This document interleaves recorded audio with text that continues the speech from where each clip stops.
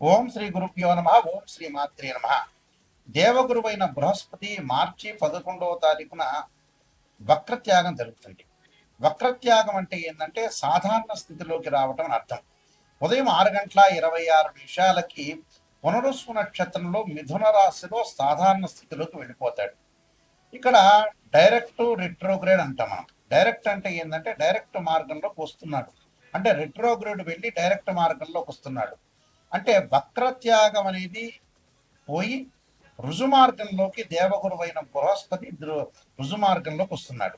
ఇక్కడ గురువు సంతానకారకుడు, అలానే విద్యాకారకుడు, భాగ్యకారకుడు, లాభకారకుడు, యశస్సుని, కీర్తిని, విద్యని, ఫైనాన్షియల్ పరంగా గ్రోత్ చేసే కారకత్వాన్ని వహించే గ్రహం ఏమిటి అంటే గురువు అని అర్థం.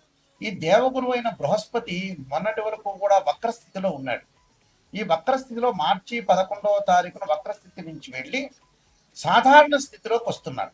సాధారణ స్థితిలోకి వచ్చినప్పుడు మరి ద్వాదశ రాశుల వాళ్ళకి ఎలాంటి ఫలితాలు జరగబోతున్నాయి అంటే, ముఖ్యంగా ప్రధానంగా అన్ని గ్రహాల్లో ముఖ్యమైన గ్రహం ఏమిటి అంటే గురువు. అందువల్ల పాత రోజుల్లో మనకి గురుబలం ఉందా అని చూసేవాడు.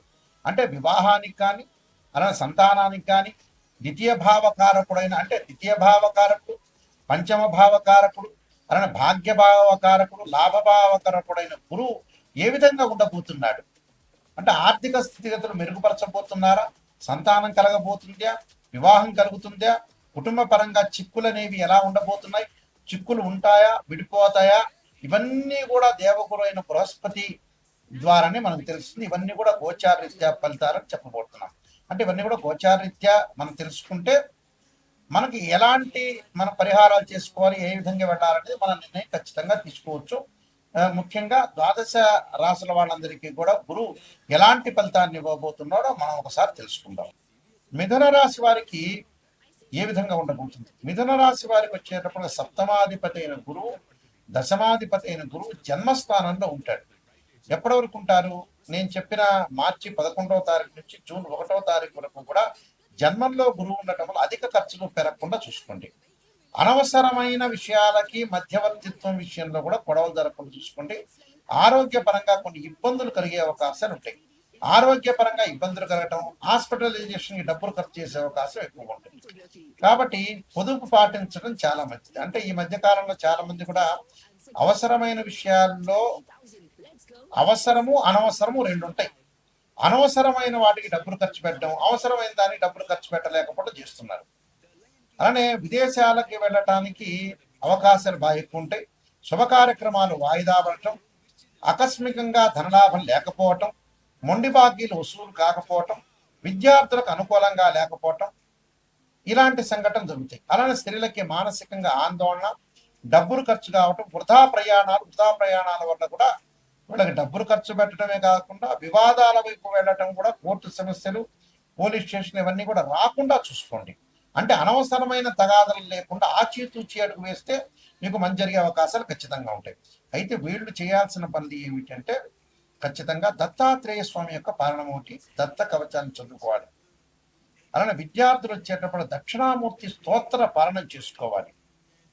దాంతో పాటు ఒక ప్రత్యేకమైన మంత్రాన్ని చెబుతున్నాను. ధనలాభం కలిగే మంత్రం ఏంటంటే, ఓం యక్షాయ కుబేరాయ వైశ్రవణాయ ధనధాన్యాధిపతే ధనం ధాన్యం సమృద్ధిమే దేహిమే దాపై స్వాహ అనే మంత్రాన్ని చక్కగా చదువుకోండి. వీలైతే గురుహోరలో గురువుల్ని ఆరాధన చెయ్యండి. మీకు దగ్గరలో ఉన్న గురువులకి ఏదైనా ఒక వస్తు రూపంలో వాళ్ళని గౌరవ సన్మానం చేయండి. వాళ్ళకి ఒక తాంబూలం దక్షిణ ఇవ్వటం వల్ల కూడా మంచి జరిగే అవకాశాలు ఖచ్చితంగా ఉంటాయి. ఈ గురువు వల్ల ఈ గోచారీత్యా మనకి గురుగ్రహం అనేది సంవత్సర కాలం పాటు ఉంటుంది. ఒక రాశి నుంచి మరో రాశికి మారుతుంది. గురువు అనుకూలంగా ఉండటమేనే ప్రధానమైన విషయం. ఏమిటంటే అన్ని గ్రహాల్లో ప్రాధాన్యత సంతరించుకున్న గ్రహం ఏంటంటే గురువు. గురువు కుటుంబకారకుడు, సంతానకారకుడు, భాగ్యకారకుడు, లాభకారకుడైన గురువు అనుకూలంగా ఉంటే కీర్తి ప్రతిష్టలు, ధనవృద్ధి కలగటం, అలానే ధనవృద్ధితో పాటు లాభాలు, ఫైనాన్షియల్ పరంగా ఇన్కమ్ కలగటం, సంతానం కలగటం. సంతానం సంపద్బద్ధం అన్నారు. సంతానం కలిగేది గురువు ద్వారానే. కుటుంబ పరంగా ఇబ్బందులు లేకుండా ఉండటం, కుటుంబ పరంగా అన్ని కూడా అనుకూలంగా ఉండాలంటే గురువు అనుకూలంగా ఉండాలని అర్థం.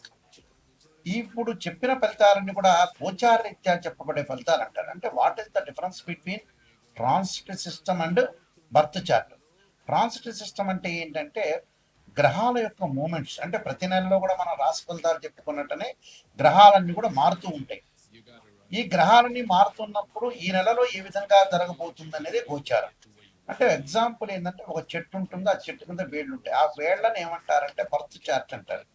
ఆ వేళ్ల పైన కాండం వచ్చి కొన్ని కొమ్మలు వచ్చి కొమ్మలకి ఆకులు రావడానికి గోచారం అంటారు. ఎందుకంటే ఆ ఆకులు ఎప్పుడైనా సరే ఒక చెట్టుకి మనకు రైన్ సీజన్లో ఆకులు వస్తాయి, అలానే మనకు వచ్చేటప్పటికల్లా వింటర్ సీజన్లో అలానే ఉంటాయి, సమ్మర్ సీజన్లో కింద రాలిపోతుంటాయి. అంటే మళ్ళీ కొత్త ఆకులు పుట్టుకునే వచ్చే అవకాశం ఉంటుంది. అదే గోచారం అంటారు. బర్త్ చార్ట్ ఏంటంటే పర్మనెంట్, అదే this is the natal chart అంటారు. అంటే ఒక జన్మలగ్నం నుంచి తనుభావము, ధనభావము, తృతీయ భావము, అలానే చతుర్థ భావం, పంచమ భావాలు, అంటే ద్వాదశ భావాన్ని మనం అనాలిసిస్ చేస్తాం. ఉదాహరణకి తనుభావానికి రవేధిపతి, ద్వితీయ భావానికి గురువు, అలానే తృతీయ భావానికి కుజుడు, చతుర్థ భావానికి చంద్రుడు, పంచమ భావానికి గురువు, అలానే షష్టమ భావానికి కుజుడు, సప్తమ భావానికి వచ్చేటప్పటికల్లా శుక్రుడు, అష్టమ భావానికి శని. ఇలా మనం లెక్క వేసుకుంటాం. లెక్క వేసుకున్నప్పుడు గురువు ద్వితీయ భావానికి కారకుడవుతాడు, అలానే పంచమ భావ కారకుడు అవుతాడు, లాభభావ కారకుడు అవుతాడు, భాగ్యానికి సంబంధించిన భావకారకుడు కూడా గురువు. అంటే అన్ని గ్రహాల్లో అతి ప్రాధాన్యం కలిగిన గ్రహం ఏమిటి అని అంటే గురువే. ఈ గురువు ఎలా ఉన్నాడు జాతకరీత్యా మనం తప్పకుండా చూసుకోవాలి. గురువు యొక్క రిజల్ట్స్ ఎలా ఉండబోతుందో చూసుకోవాలి. ప్రధానంగా గురువు కొన్ని నక్షత్రాల్లో ఉండదు. అవేమిటి? అశ్విని, మఖ, మూల, ఆరుద్ర, స్వాతి, శతభిషము, దానితో పాటు పుష్యమి, అనురాధ, ఉత్తరాభాద్ర నక్షత్రంలో ఉండకూడదు. జన్మలగ్నం నుంచి 6, 8, 12 స్థానాల్లో గురువు ఉండకూడదు. గురువు రాహుతో గాని, కేతువుతో గాని, శనితో గాని కలిసి ఉండకూడదు. నేను చెప్పే నక్షత్రాల్లో కూడా ఉండకపోవడం అనేది చాలా మంచిది.